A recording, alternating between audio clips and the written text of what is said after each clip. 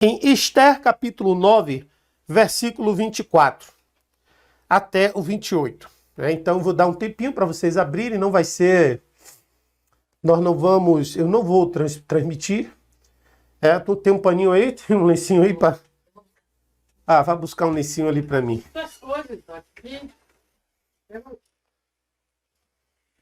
O calor tá grande aqui, viu? Não sei como é que tá aí não, mas aqui o negócio tá pegando. Então, vamos lá, vamos abrir o texto que diz assim, ó. Porque Amã, filho de Amedata, o Agagita, inimigo de todos os judeus, tinha intentado destruir os judeus e tinha lançado isto é, a sorte, para os assolar e os destruir. Mas, vindo isto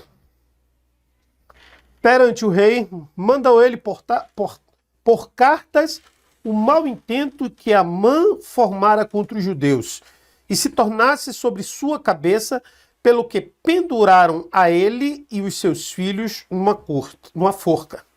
Por isso, aqueles dias chamam Purim.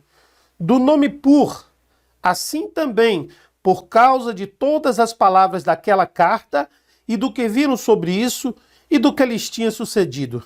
Confirmaram os judeus e tomaram sobre si e sobre a sua descendência e sobre todos os que se achegassem a eles, que não se deixaria de guardar esses 2 dias, conforme ao que se escrevera deles, segundo o seu tempo determinado todos os anos, e que estes dias seriam lembrados e guardados em cada geração, família, província e cidade. Que esses dias de Purim não fossem revogados entre os judeus e que a maioria deles nunca teria fim e que a memória deles nunca teria fim entre os de sua descendência.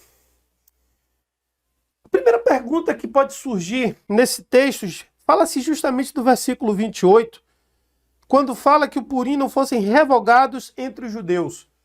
E aí a pergunta que nos vem, ou que muitas vezes se faz ainda hoje dentro da igreja, é se nós somos judeus. Se nós somos judeus.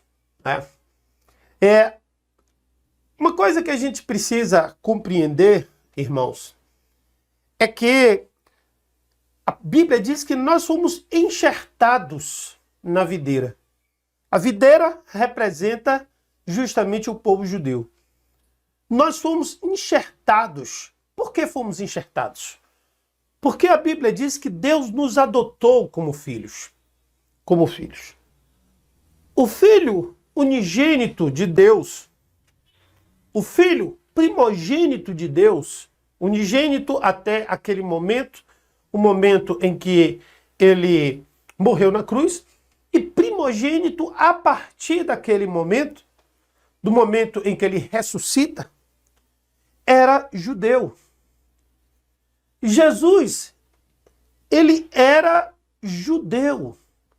A origem de Cristo era judia. Jesus era da tribo de Judá. Ele é conhecido por Leão da tribo de Judá. A sua origem é a tribo de Judá. A sua árvore genealógica humana, porque Jesus é 100%, ele foi aqui 100% homem. Ele sempre existiu, sempre foi Deus, sempre foi filho de Deus, a segunda pessoa da Trindade. E como filho de Deus, ele sempre foi eterno, mas como homem, ele foi 33 anos. E nesses 33 anos e meio que ele foi homem, ele foi filho de uma mulher de uma descendência judia. A palavra de Deus diz que a salvação vem dos judeus. A salvação vem dos judeus. Pastor, o senhor está sendo judaizante? Não estou sendo judaizante. Eu estou sendo bíblico. Judaizante. O que é ser judaizante? Para que nós possamos entender exatamente o que é isso. Eu estou falando do Purim. É uma celebração que é estabelecida na Bíblia como sendo uma festa cujo Espírito Santo ministrou para esse povo judeu que ficasse por toda a eternidade. Eu sou obrigado a celebrar o Purim? Não, porque nós somos livres. Entretanto, o Purim é uma festa que tem origem num processo que tem uma tipologia cristã, ou uma tipologia de Cristo envolvida nele. Mas voltando a ser o que é ser judaizante. Ser judaizante era o que acontecia no Novo Testamento, quando judeus que estavam se convertendo ao Evangelho queriam impor as práticas e preceitos judaicos para os novos convertidos. Isso foi o grande assunto de Atos capítulo 15, que o apóstolo Paulo, junto com Tiago, junto com Pedro e junto com os outros apóstolos, desobrigaram os gentios de seguir esses preceitos. Esses preceitos remontam nada mais, nada menos que 613 mandamentos. Então, ser judaizante é quando você quer impor que na sua fé, na sua conversão ao cristianismo, você obedeça a esses 613 mandamentos, a essas 613 preceitos e ordenanças, que são, na verdade, nem obrigatórios para todos os judeus, mas obrigatórios para os judeus religiosos, exclusivamente para os judeus religiosos. Mas, para nós cristãos, nós temos, sim, a liberdade, mas nós temos também que observar aquilo que foi dado por Deus como estatuto perpétuo, aquilo que foi dado por Deus como bênção para um povo que rememora um livramento, uma salvação, que rememora algo que Deus fez no meio do povo. E esse algo que Deus fez no meio do povo é algo que agrada ao coração de Deus. Então, se nós agora formos contar a história do Purim, aqui houve um breve relato. Quando fala que Amã, filho de Amedata, um homem que tinha assumido um posto altíssimo junto ao rei Assuero, o rei Assuero, que era o rei da Pérsia e dos Medos, o reino que dominava 127 províncias durante o período de cativeiro, dos 70 anos de cativeiro de Israel. Esse rei havia escolhido Hadassa, uma judia, como sua esposa, ele sem saber que ela era judia. Esther era o seu nome persa, não era o seu nome hebraico. O seu nome hebraico era Hadassa, o seu nome persa era Esther. Como Esther era uma mulher prendada, uma mulher formosa, uma mulher bonita, uma mulher com todas as características as quais um rei procurava numa mulher, Assuero escolheu ela como esposa. Esse relacionamento de Esther com Assuero é tido como uma tipologia bíblica. É uma tipologia do relacionamento entre Cristo e a igreja. Muitas pessoas acham que no livro de Esther foi se discutido durante o processo de canonização que o livro de Esther poderia não ser um livro canônico ou um livro inspirado, porque a palavra Deus não aparece. Mas quando você estuda a cultura judaica, quando você estuda os princípios judaicos, os princípios de estudo da Torá e dos livros que são chamados Neviim e Ketuvins, que são os livros proféticos e os livros e os escritos especiais, dentre eles o livro de Esther se encontra. E a argumentação que os judeus utilizam para a canonização do livro de Esther se refere ao fato do rei Assuero ser citado como rei em alguns trechos e rei Assuero em outros textos. De acordo com o estudo teológico levantado por eles, toda vez que a palavra citada é rei sem o nome Assuero, ali está se referindo ao próprio Deus, Deus como rei, o rei dos reis.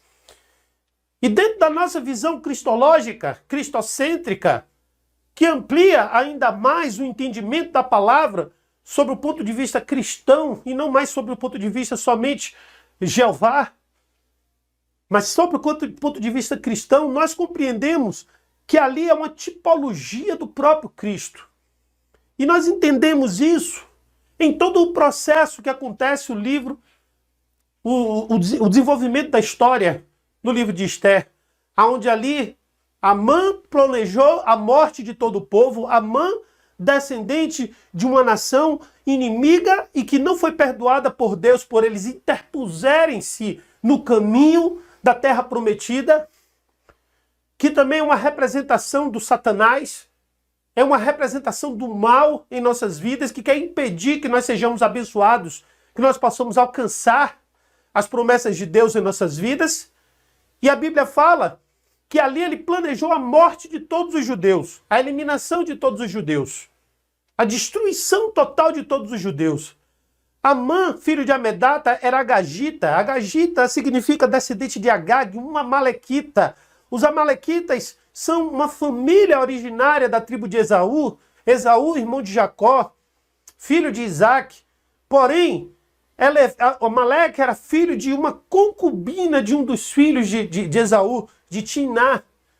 E essa geração que começou maldita saiu das suas terras para poder interpor-se no caminho de Israel, na caminhada da terra prometida. E Deus nunca perdoou essa atitude deles. Por isso mandou Saul eliminar Agag.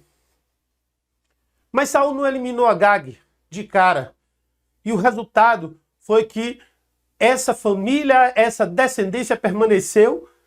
E lá no livro de Esther, ela se manifestou de uma maneira terrível para poder destruir o povo de Deus. Eu quero que você saiba, irmãos, certo? Que até hoje Satanás ele quer destruir as nossas vidas. Satanás ele atua em todas as áreas, ele atua nas áreas da política, ele atua nas áreas da educação, ele atua no sistema. Quando João diz que o mundo jaz no maligno, ele está se referindo a isso. Ele está se referindo ao sistema educacional. Hoje, até pouco tempo atrás, que queria impor as ideologias, que queria impor os ensinos errados para a população, para que nós aceitássemos coisas que a palavra de Deus não confirma e não concorda. Da mesma forma, o sistema econômico, o sistema político que nós vemos hoje, totalmente coadunados na mesma direção, na direção de quebrar, de romper com os princípios da palavra de Deus. E nós temos que compreender que a palavra de Deus é a única coisa que serve de referência para nós. E a Bíblia fala, queridos, que Agag, ou melhor, Amã, queria destruir todo o povo. E ele, com astúcia, conseguiu enganar o rei Assuero, oferecendo suborno. Evidentemente que Assuero não precisava aceitar aquele suborno. E a Bíblia não diz que ele aceitou. Mas o argumento que Amã usava era o argumento de que aquele povo estava em desobediência, em insubmissão. E isso não era verdade. Isso não era verdade. E nesse processo, Assuero permitiu, deu o anel do selo para Amã decretar a morte de todos os judeus sem que eles tivessem direito a lutar. Direito a lutar. Nós não podemos, irmãos, de forma nenhuma, aceitar qualquer tipo de imposição do inimigo sem direito à luta. A palavra de Deus diz que a nossa luta não é contra a carne nem contra a sangue. O que nós vemos é que querem nos calar, fazem de forma semelhante. A irmã Rose me passou um livro interessante, onde relacionava a história de Esther com o Apocalipse. Onde a história de Esther, como o livro de Daniel e como o livro de Ezequiel, também apontava para a escatologia, os últimos dias. E, de fato, quando nós observamos as diversas analogias que nós podemos encontrar entre as situações, isso realmente rememora uma verdade. Estamos vivendo tempos onde querem nos calar. Se abrirmos a boca para falar sobre as atrocidades que eles querem impor sobre as nossas vidas, nós podemos ser presos. Nós podemos hoje ser calados de uma forma forçada, perseguidos. Quem é que não acha que a igreja está sendo perseguida? Você sabe hoje que o nosso líder governamental do nosso estado fez uma declaração pública, se por acaso alguma igreja abrisse, que os líderes dessa igreja, os pastores, poderiam ser presos. E as ovelhas ser conduzidas à delegacia. Então isso é algo que a gente precisa parar para pensar. A gente já precisa parar para pensar, você sabe por quê? Porque as imposições da perseguição, elas vêm pouco a pouco. Elas vêm devagarinho e a gente não percebe, às vezes, que o objetivo disso, o objetivo dessas leis é justamente começar a impor o medo, começar a impor a timidez, começar a impor a reclusão. Evidentemente que eu sozinho não posso tomar essa luta. Essa luta precisa ser toda a igreja. Mas nós precisamos estar cientes de que a gente não pode baixar a cabeça para as imposições de perseguição. Evidentemente que nós também não somos rebeldes. A igreja ela não é rebelde. E o livro de Esther ensina uma coisa importante.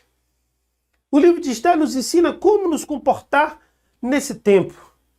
A festa de Purim, ela representa justamente a celebração da vitória sobre um tempo difícil. E o tempo de Esther foi um tempo difícil, porque havia um decreto de destruição de um povo. E esse decreto de destruição de um povo estava atrelado a um movimento de adversidade, de um adversário ferrenho, um adversário tremendo, terrível contra o povo de Deus, assim como nós somos. Nós que fomos enxertados como o povo judeu, hoje somos o Israel de Deus, somos essa nação que, segundo Oséias, éramos não povo e agora somos povo. Não éramos chamados de povo meu e hoje somos povo do Senhor. Esse mesmo povo que se mistura, mas que ainda tem algo de especial, de diferenciado, que se chama justamente Jesus Cristo, a nossa fé, enquanto que grande parte dos judeus ainda não entenderam que o Messias já veio e o Messias é Jesus. Precisamos entender, compreender, amados, que é momento da gente olhar para esse livro e aprender com ele. Olhar para a Megilá de Esther, é assim que eles chamam, Megilá. Olhar para a Megilá de Esther e aprender com Esther como é que se vence o inimigo. Porque a declaração de vitória está ali. A forma de se alcançar a vitória também está ali. Como foi que Esther preparou toda a vitória? A Bíblia diz que quando ela soube do plano de Amã, ela tomou uma decisão. E aquela decisão foi de se reaproximar do seu rei. E convidou o seu rei. Preste atenção nisso, que isso aqui é importante. Eu não sei se você tem convidado o Rei Jesus para a tua casa. Mas eu vou te explicar já já o que é convidar o Rei Jesus para a sua casa. Ela fez um jantar, um banquete. E nesse banquete ela convidou tanto Amã quanto Assuero. O rei Assuero. Mas o principal era o Assuero. O principal era o rei, porque ele estava convidando o rei para a sua casa, para ali revelar o plano de Satanás contra a vida deles, contra a vida dos judeus.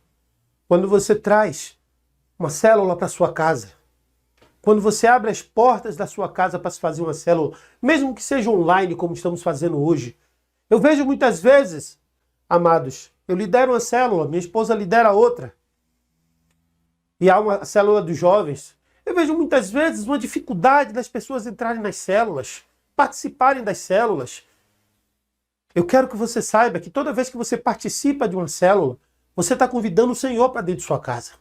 Você está trazendo a presença de Deus para o seu lar. Por quê? Porque a Bíblia diz que quando 2 ou 3 estão reunidos em nome do Senhor Jesus, Ele se faz presente. Então, nesse momento aqui agora, mesmo eu aqui, porque aqui é a minha casa, não parece, né? Mas é a minha casa. Aqui é a minha casa. Aqui é o meu lar. E aqui na minha casa, eu estou pregando a palavra e você está recebendo aí na sua casa. Nós estamos reunidos espiritualmente, talvez não fisicamente, mas espiritualmente sim. Eu até que fisicamente sim, que eu estou com minha esposa e meu filho aqui do lado. E nessa reunião espiritual, Jesus está presente. E quando eu faço uma célula, quando você faz uma célula, você que é aí de Cajazeiras, de Castelo Branco, você que é aí de Pernambués, você que é aí, eu não sei de que bairro você está, aqui do Cabula, algumas pessoas são daqui do Cabula mesmo, outras ali da Barros Reis. Hoje e nós estamos agregando pessoas de locais diferentes. Não importa se existe essa distância física, mas espiritualmente estamos juntos, então o nome do Senhor é invocado e Deus é invocado e Ele vem para a nossa casa. São Sebastião, talvez, Débora, não sei se ela está presente, mas está lá em São Sebastião. Deus, Ele está presente. Deus está conosco. Deus está na nossa presença, está conosco. E Ele estando conosco, Ele está em nossa casa. Quando nós convocamos isso, o Senhor abre o coração para ouvir as nossas petições. Abre os seus ouvidos para escutar os nossos clamores, as nossas dores, as nossas dificuldades, as perseguições que o inimigo tem feito contra nós. E foi assim que Assuero fez. Assuero ouviu a queixa de Esther, e ao ouvir a queixa de Esther, ele fez um decreto definitivo na vida de Amã, que foi a morte de Amã e toda a sua família. A forca que ele tinha preparado para Mardoqueu, a Bíblia diz que ele preparou uma forca, que nessa forca ele iria colocar Mardoqueu. A forca que iria ser utilizada para Mardoqueu foi utilizada para ele. E ele morreu ali, na sua forca. Mas a Bíblia fala, queridos, que ainda havia um grande problema, porque há um decreto. E esses decretos, os anjos do Satanás, os demônios, continuam a propagar. E esse decreto estava estabelecido que no dia 13 do mês Adar, o dia 13 do mês Adar equivalia à terça-feira da semana que passou. O nosso seria o dia 23 de fevereiro, porque o mês Adar é um mês que fica entre fevereiro e março. Entre fevereiro e março. E no dia 13 do mês Adar equivalia ao dia 23 do mês de março. Esse ano seria assim. Há sempre uma discrepânciazinha de um ano para o outro. Ali, naquele dia, em todas as 127 províncias, aonde houvesse um judeu, o povo poderia matar homens, mulheres, idosos, crianças dos judeus, sem nenhum tipo de piedade e sem que eles tivessem o direito de se defender. Esse era o decreto que havia sido assinado por Assuero por intermédio de Amã. Esse decreto não podia ser cancelado. Esse decreto não tinha como ser cancelado. Nós lemos aqui que o dia 13 foi escolhido por Pur. A palavra Pur significa lançando-se sortes. Lançaram sortes e eles escolheram esse dia. E nesse dia estava determinado o extermínio dos judeus.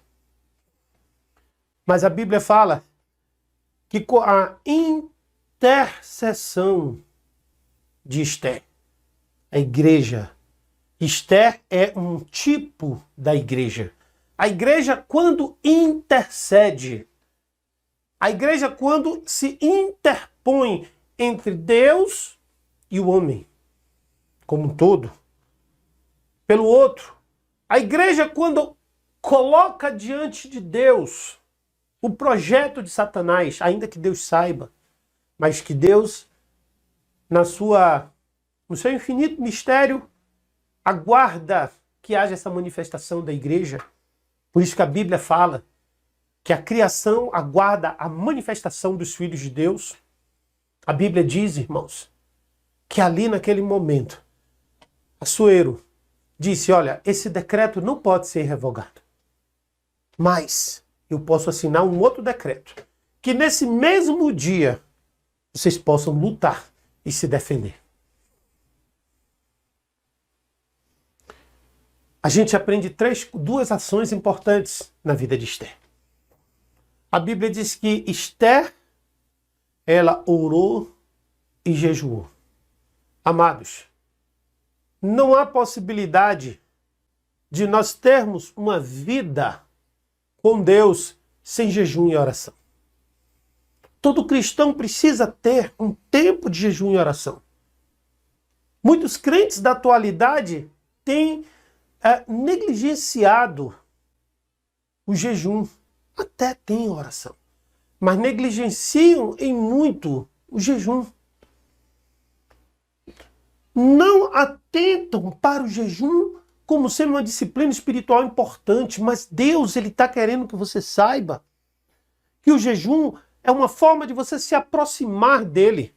Mateus capítulo 9 explica isso, eu não vou entrar nesse detalhe hoje, até porque não é o tema dessa mensagem.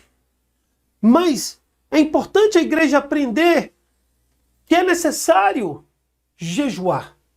É necessário orar por essa situação hoje que nós estamos vivendo. Se nós transpusermos o tempo de Esther para o tempo atual, nós vamos ver a necessidade que nós temos de estar em jejum e oração. Uma vida de busca da presença do Senhor, uma vida de busca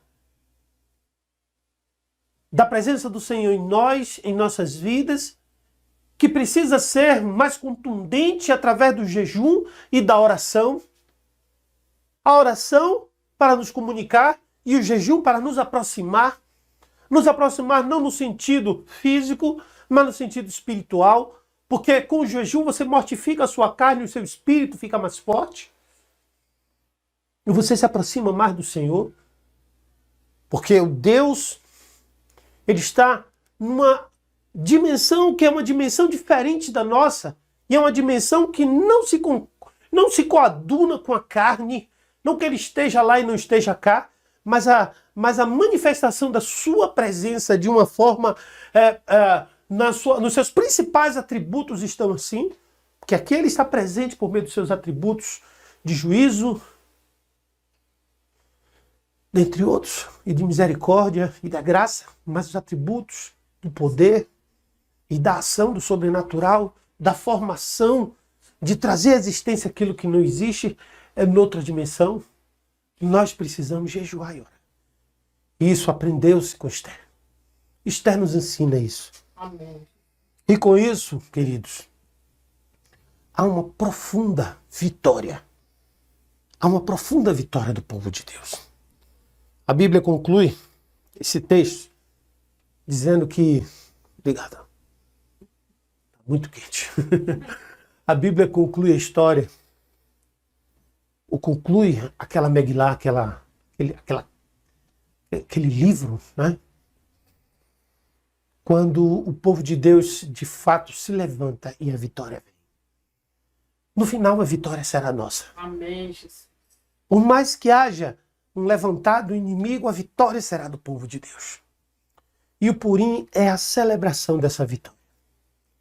O Purim foi celebrado no dia 14 e no dia 15 de Adar.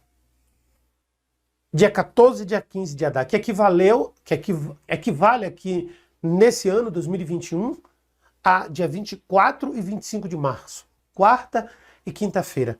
Não obstante, justamente durante o período onde foi imposto esse toque de recolher. E há esse lockdown, né? Agora esse final de semana. Mas nós podemos celebrar daqui, onde nós estamos. Nós podemos celebrar daqui, onde estamos. E eu quero celebrar na tua vida.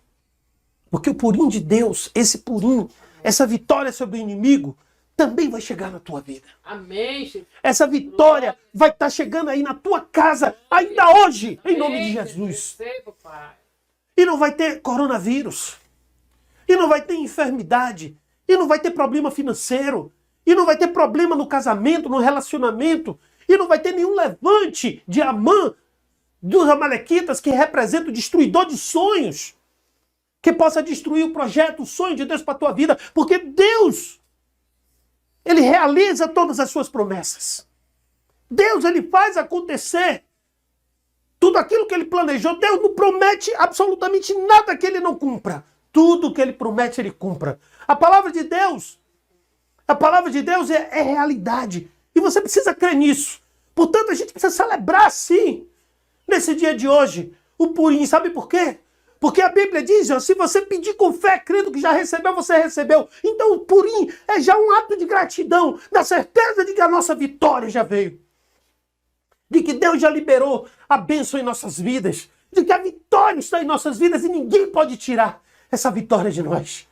Você receba aí na tua casa, receba aí onde você estiver, recebe essa palavra, recebe essa vitória, recebe essa graça sobre a tua vida, porque o Senhor hoje está dizendo que as portas se abriram. O Senhor hoje está dizendo que o decreto do diabo foi cancelado. O Senhor hoje está dizendo que a sua luta teve resultado e que você venceu. E por isso celebre o Purim. Celebre essa vitória. Celebre. Não importa se o diabo escolheu o dia de hoje ou essa semana de hoje para poder te derrotar, porque hoje Deus escolheu para te dar a vitória. O decreto de vitória. O decreto da certeza e da convicção de que grandes coisas ainda o Senhor fará por nós. Amém, Jesus. E que Deus abençoe a você aí. No nome de Jesus. Recebe essa palavra. Eu quero concluir com o Chapurim, essa canção que a gente cantou no início, né? Então eu quero que você cante aí, que você bata a palma. Eu quero que deixe o meu microfone aberto. Se puder colocar também comigo aparecendo, joga ele um pouquinho para baixo. E eu quero cantar junto com você o Chapurim.